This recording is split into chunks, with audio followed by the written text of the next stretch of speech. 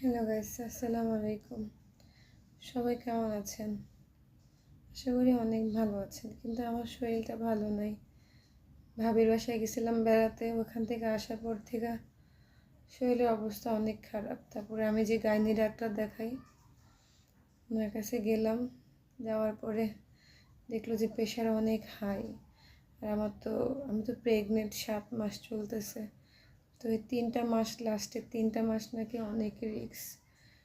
তো দুপুরে ওষুধ খাই না, ওষুধ খেতে ভালো লাগে না, তাই এখন ওষুধ নিয়ে বসছি, এখন খাবো আর কি।